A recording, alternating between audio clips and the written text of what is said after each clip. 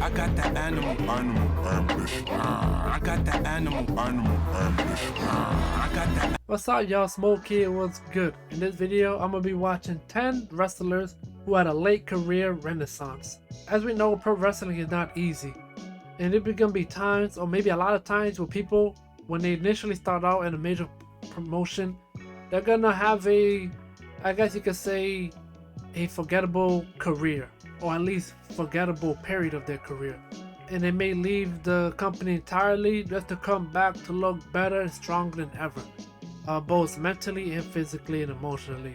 So yeah, let's take a look at this video. Matthew McConaughey, Winona Ryder, Brendan Fraser. What do these names have in common? No, they're not people I'm banned from being within 10 meters of. That list is way longer. They are all famous people who made comebacks later in life. The same can be said for these 10 figures from the world of wrestling. They had all been successful when they were younger, but then fell off the map, only to return in a big way during the twilight of their careers. That's funny. These inspirational stories prove that there is no such thing as too late, and being of a certain age isn't as bad as it's often made out to be. I'm the still young and sprightly Adam Pacitti from Cultaholic Wrestling on my back, and these are 10 wrestlers who had a late career renaissance.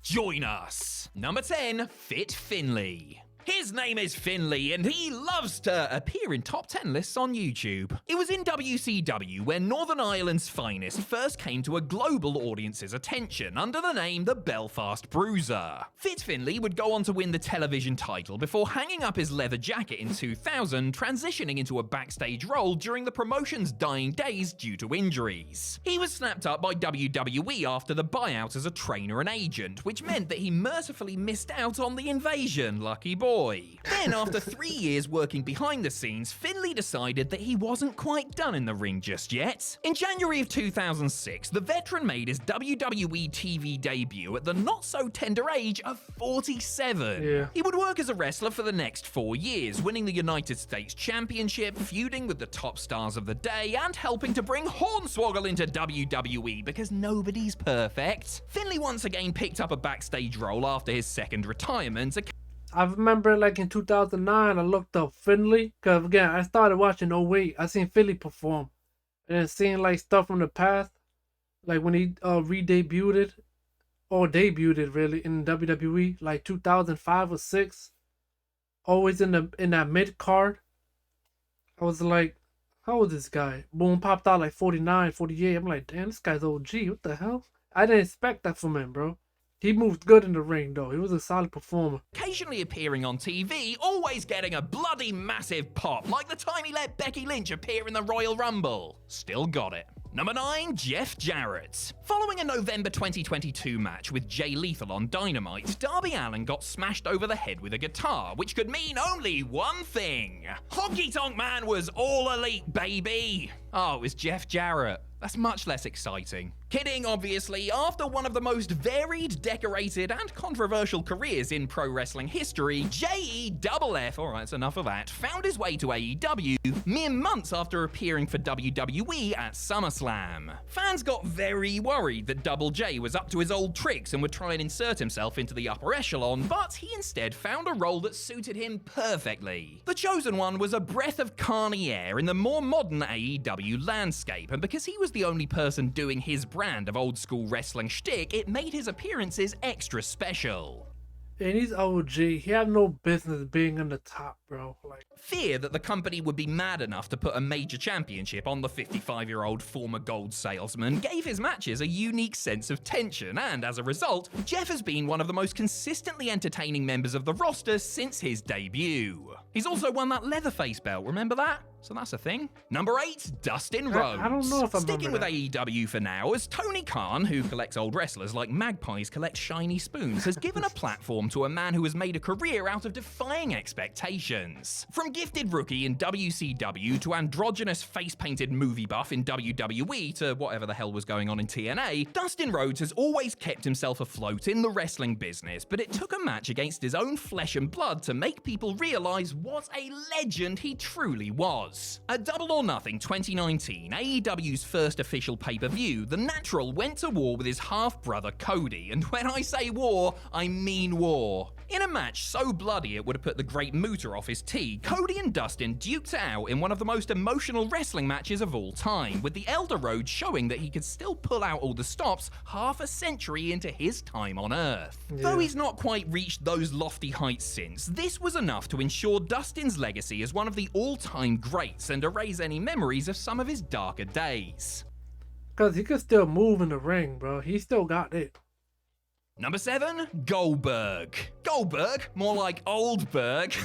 I'm really funny. When Big Baldy Bill made his WWE return in late 2016, a sense of dread rippled throughout the wrestling world. Sure, he had been great back in his WCW heyday, but his singular year with WWE between 2003 and 2004 was a bit of a disaster. Now he was 12 years older. Surely this wasn't going to be great. Oh, how wrong we were. In his Survivor Series return, Goldberg reminded everyone in just 88 seconds why he had been such a big deal back in the day, destroying Brock Lesnar in less time than it takes to toast a piece of bread. All the aura and presence that his character had lost in his first WWE run was back. Goldberg was an unstoppable human bulldozer once more. Unfortunately, now he was too unstoppable, especially once WWE decided he should be challenging for top championships. The company decided to put him over at the expense of Kevin Owens in 2017, then Bray Wyatt in 2020, and then Bobby Lashley in 2021. But still, credit to the man, a special performer that many had written off as done for good. Number 6, Mark Henry. Yeah, they did too much with him, man. I don't know. I just, an OG part-timer, man, going over to a youngin. Maybe the younger guys, liked it and want to catapult him to the top. I don't know. Sounds like a good reason, but Most people would be lucky to go to 2 different Olympics as a spectator, whilst Mark Henry has been there twice as a competitor. After a successful powerlifting career, the young Henry made the jump over to pro wrestling when he signed with WWE in 1996. This was a 10-year deal, unheard of at the time, and unfortunately he needed all of those years and then some to actually get good. Wrestling didn't come naturally to young Mark, whose early matches could be described as inconsistent at best. After over a decade of gimmick changes, Man in Beret, sex pest, friend of Tony Atlas, Henry finally struck gold in 2011 after he started inducting people into the Hall of Pain. the ECW run wasn't bad. It wasn't. But it helped them catapult to where you see right now in 2011, so that's cool. One of the factors. This new relentless beast of a character clicked with audiences in a big way, and by the end of the year, the world's strongest man had reigned as World Heavyweight Champion, his first world title in a 15-year career. And no, the ECW title doesn't count. Of course it doesn't. In many ways, Facts. Mark Henry is like a fine wine. He got significantly better with age, and if you mess around with him, he will leave you with a throbbing headache. Number 5, Mae Young. Whilst this list is Because if you look at him, he look medicine, bro. So that Hall of Pain gimmick, genius. most will leave you with a throbbing headache. Number 5, Mae Young. Whilst this list is mostly about performers whose in-ring careers picked up later in life, we couldn't leave off a woman who enjoyed her most successful stint in wrestling well into her 70s. A trailblazing women's wrestler in the mid-20th century, Mae Young first rocked up in WWE in 1999 as the on-screen best bud of the fabulous Moolah, who was an already established name within the Federation. Over the next few years, Mae won over audiences around the world with her outrageous antics that women 50 years younger would have looked at and gone, nah, you're alright, thanks. She participated in several comedic sketches with the likes of Moolah, Terry, the Cat and Ivory, continually threatened to get naked on TV, got into a relationship with the aforementioned Mark Henry, gave birth to a hand, and generally just spread laughter and joy wherever she went. And it's not like she wasn't seeing any action either, and not just from sexual chocolate. This was the woman who got powerbombed off the stage through some tables aged 77. Absolute nutter. From what I heard from Bubba Ray, that Mae Young said, "Yo, stop being a pussy and just throw me down the table." And Bubba was like, "Oh god damn, what the hell?" That's fire. Number 4, Sheamus. It's our second Irishman of the list. The Great White made his WWE TV debut on an episode of ECW in 2009. Within just a few short months, he was WWE Champion, having beaten none other than John Cena to claim the prestigious prize. Alas, much like the high school jock who ended up working as a bin man, it appeared that Sheamus had peaked too early. He won the championship again the following year, but soon drifted back down the card. After a few stints on top again in 2012 and 2015, it looked as if his glory days had come and gone. That was until he started smacking the absolute tato out of people. After being entered into a feud with real-life pal Drew McIntyre, the Celtic Warrior began displaying a brutality that added an entirely new edge to his character. Then came his run as United States Champion, the Brawling Brute, his acclaimed matches with Gunther, and, well, need I say more? Not bad for a bloke who they once compared to Beaker from the Muppets. Number 3, PCO.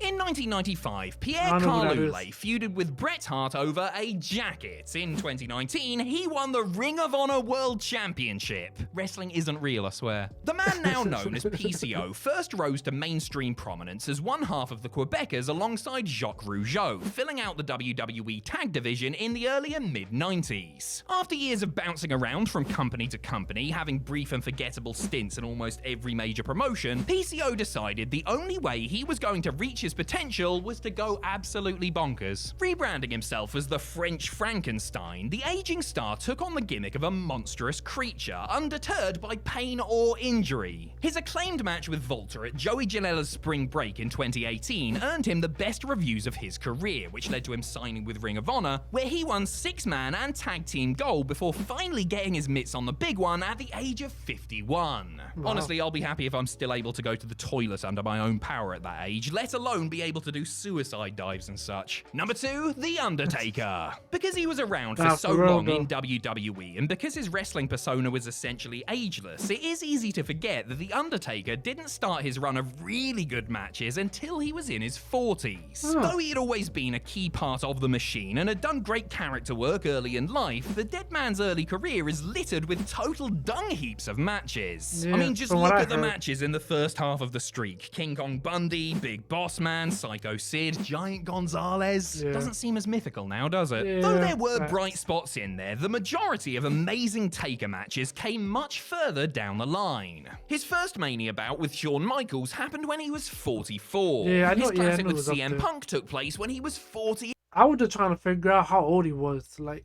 what year it was when he was, like, hit 40. So 2009 was 44, so 2005, alright. 8. For his second Hell in a Cell clash with Brock Lesnar, arguably his final great in-ring performance, he was 50. To be able to go that hard at that age after decades of wear and tear on the body is an accomplishment befitting of such a legendary wrestler. Number 1, it's... And I'm glad he doesn't perform anymore. Because that cinematic match was a good way to leave the game. And Undertaker said himself too, he wasn't satisfied how his last match went prior to AJ Styles. When, I don't know when that last match was. It wasn't WrestleMania, I don't think. I'm trying to remember. So he had that match against Roman Reigns. He lost. I don't remember what WrestleMania this was. There's so many right now, I can't remember, bro. But it was Roman Reigns a few years ago. I'm trying to figure out if that tag team match of DX versus Brother Destruction came after or before it. The only thing I didn't like was his farewell at Survivor Series 2020. Oh. Yeah, that was trash, bro. What was happening, like, during the promo, it was cool, but with fans, it would have been way better, bro. Oh my gosh. Sting! If Undertaker had wrestled Sting at WrestleMania 31 like everyone except Triple H had wanted, the Phenom would have been 50 and the Icon would have been 56. That is what we in the business call old as balls. That WWE match never happened, and later that same year, the Stinger was supposedly retired for good after an errant buckle bomb. All I heard for years, bro, was rumors of Undertaker versus Sting, bro, like prior to WrestleMania 30. For like 3 years, like 3 or 4 years, it was just like Sting versus Undertaker, this and that. It never happened. Half a decade went by until Steve Borden showed up in All Elite Wrestling. Through a cloud of the finest fake snow a billionaire's money could buy, Sting made his shocking debut at Winter is Coming 2020. Though he initially performed in pre-edited cinematic matches, Sting soon transitioned back into actual ring work, and before long, he was the one getting worked over to build to a Darby Allin hot tag. And of course, there's all the stunts. I mean, your 60s are a great time to discover new hobbies, but not many men that age discover a love for jumping off balconies or through tables. During his time with AEW, Sting has proven that he is unlike any wrestler the world has ever seen, and likely will ever see again. Showtime may almost be over, but what a show it has been these last few years. Yeah, Sting, man. I always said Sting need to chill out, bro. He's too old to be doing this. You should be flying, hopping off of high ledges and stuff, man. But he still continued to what he loves to do, so that's cool. Barely be in matches. I mean, the guy's like 60 plus. I was like 62 right now or something. Yeah, he's retiring soon, though. From what he said on Dynamite. I think with Dynamite, like a few weeks ago, Ric Flair made a surprise entrance, so that's cool. But yeah, all these guys made their marks. Because if you can't go, you can't go. So the fact that these guys are able to perform at a high level, like at that age, bro, whether you're a mid-card or mid-event, yeah, thank you guys for watching. Peace, I'm out.